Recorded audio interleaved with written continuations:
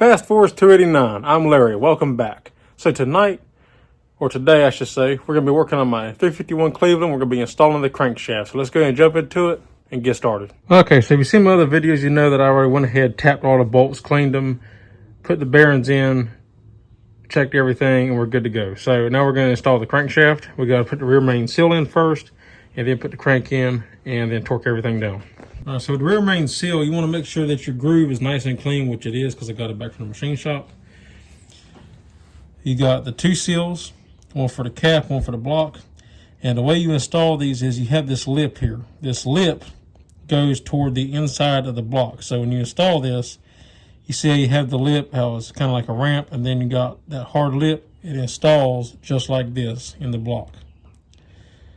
And that's so then whenever this is running, oil can't come out past it. If you put it in this way, well, oil will just leak out past the crankshaft. But if you put it in this way, oil will hit this lip. The lip will kind of flex, and it'll keep it from coming out past the crankshaft and causing a rear main seal leak.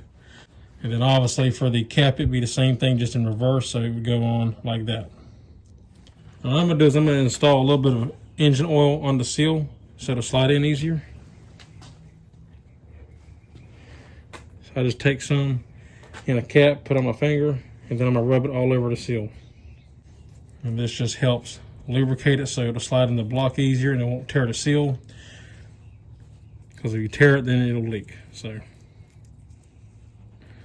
all right, I got that seal ready to go. We set that one off to the side. It's ready for the main cap. We'll do the same for the other seal as well. Get them both lubed up really good.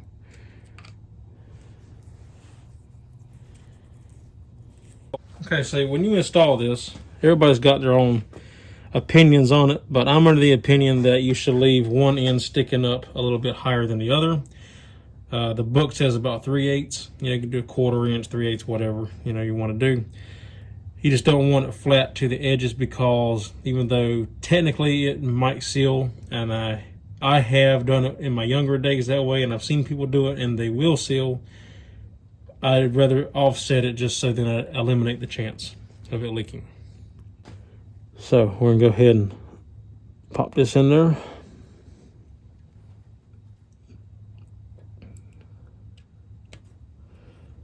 Said just like that.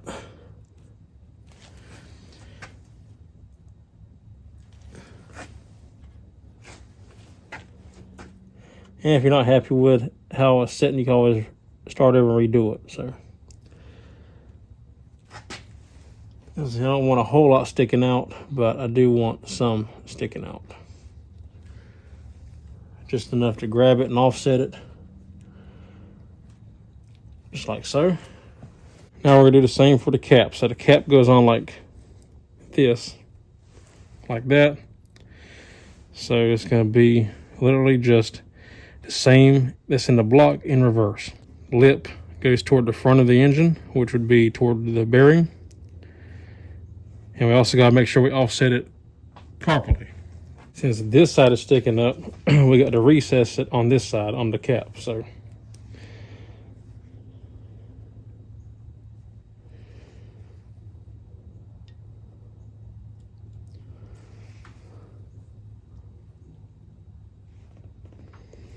and by about the same amount. So, and if you're not sure, you can always take a tape measure and measure it just to make sure. So according to this, we have about 5/16 sticking out.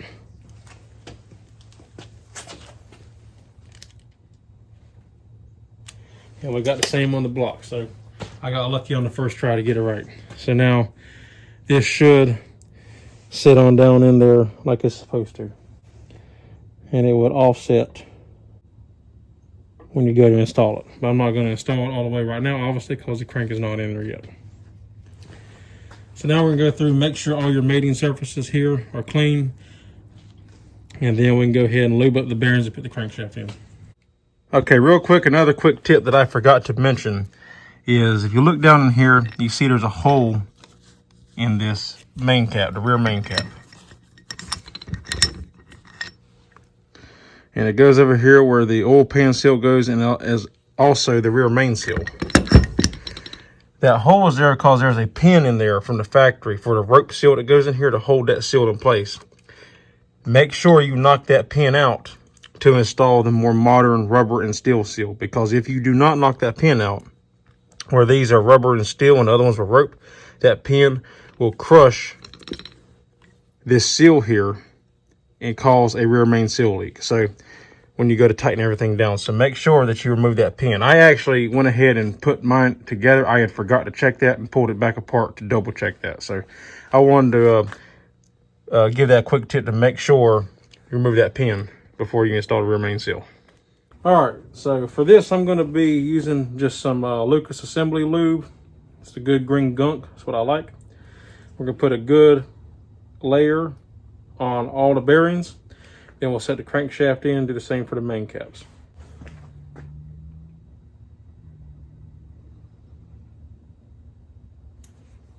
And you can't use too much of this stuff, so don't worry about using too much, because you can't use too much. The more the better.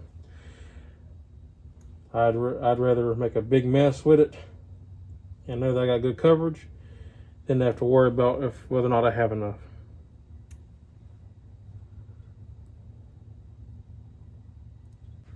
And this is your thrust bearing, so you have faces on this side and this side as well as here. So you want to cut all three sides.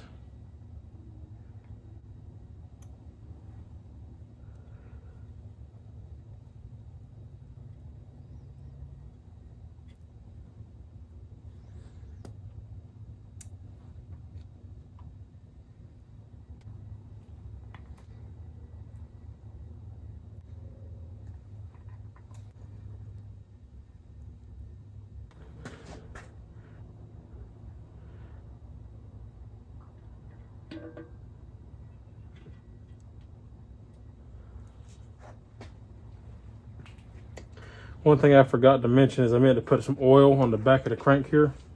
So when you turn the crankshaft, that seal is not turning on a dry shaft. So I oiled the seal, so we'll be okay. Okay, so we can turn the crank. Put some more oil on here. Good to go. And then I always give a little dab of this assembly lube again.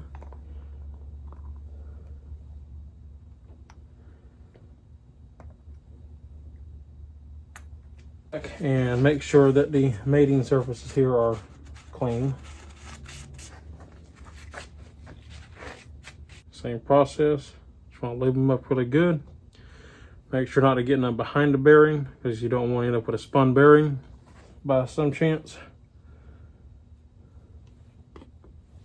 And like always, you have your caps numbered 1 with an arrow pointing to the front of the block. And I apply a little bit of oil to my bolts, just a very, very light coating. They don't have to be soaked in oil, but you do want some underneath the head and on the thread, so then it will torque down properly. Get the cap in there.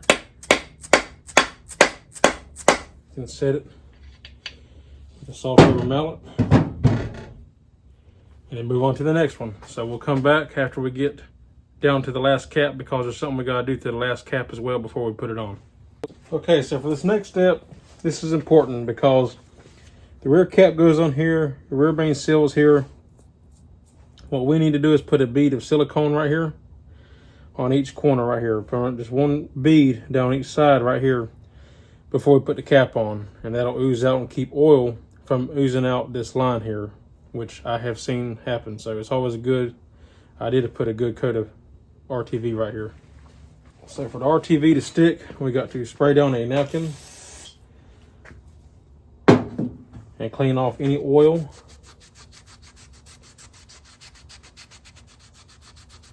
that may have got in there.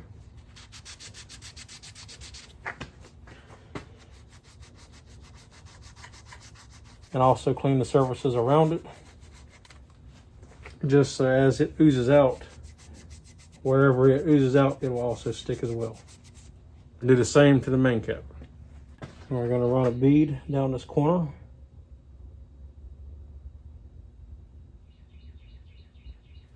Just like so.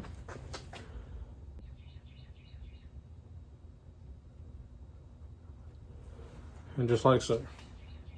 And also, when I say I put a light coating of oil on my bolts, very light. You don't want to put so much oil in here that it almost creates like a hydraulic effect, because then you're not going to get a true torque spec. So you just want a very, very light coating on those bolts.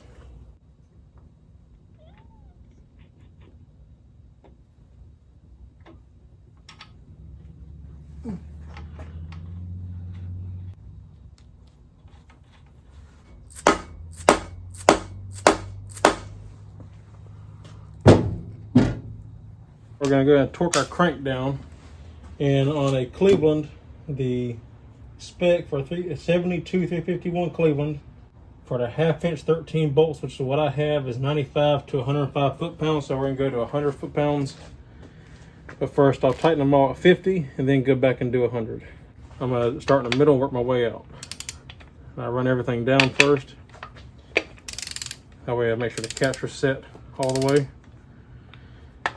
And then come back and torque them.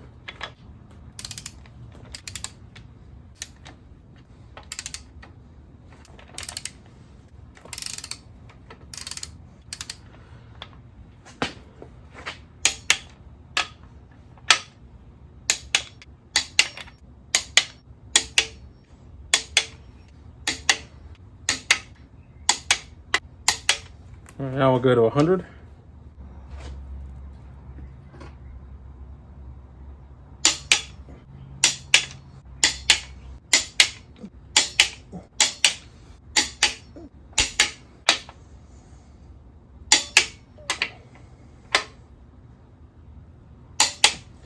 All right, I'll go through and double check them all one more time. But that should be good to go right there.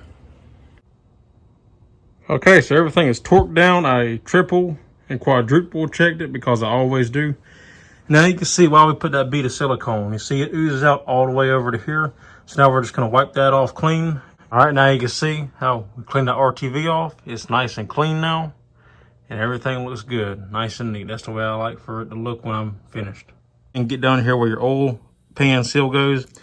Make sure you clean all that out. I clean everything. Get all that extra RTV off of it. And what I do to dig that stuff out of there is I'll get me a little tiny screwdriver and just wrap a paper towel around the end of it. And then you can get in here and like dig that stuff out, all the RTV out, and clean it. That's a good little trick. Okay, so we're going to be checking the crankshaft end play.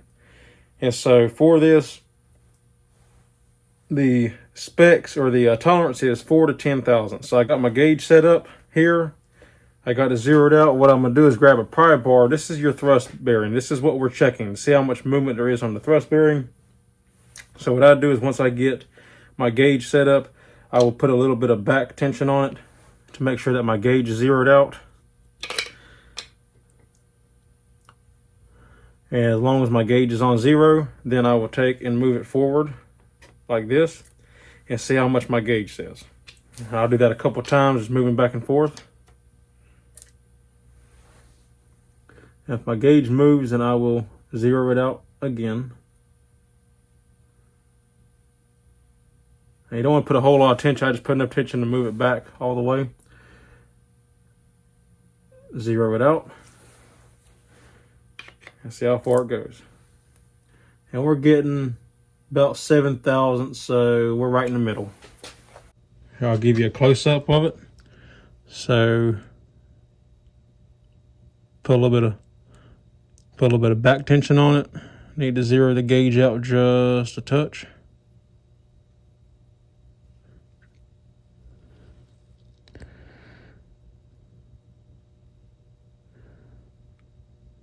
So even when I let off the pry bar, it moves a little bit. Anyway, I just put that extra tension on it just to make sure it is, in fact, all the way back. So zero it out, tighten it down, and now we can check, move it forward, and see we get 7 thousandths. So we're good. We got plenty of variance. Like I said, we're right in the middle. between 4 and 10 thousandths. Of course, we come back over to my book, and just to show, 72 to 351 Cleveland and 400. Come over to shaft in play, crankshaft. You got 4 to 10 thousandths right there. So we're good to go, right on the money. Alrighty guys, well that's all there is for this video. I'm happy to have that crankshaft in. We got everything cleaned up and it looks good. So now it's on to the next step. And yeah, so I hope y'all stay tuned and join me for the next video. I'm going to try to make this into kind of a series. So if you like the video, give me a thumbs up. I'd appreciate it. If you're not subscribed, consider subscribing. If you have any questions, comments, or concerns, leave them in the drop box down below. And that's all there is for this one. Until next time, I'll see you on the next one. Take care.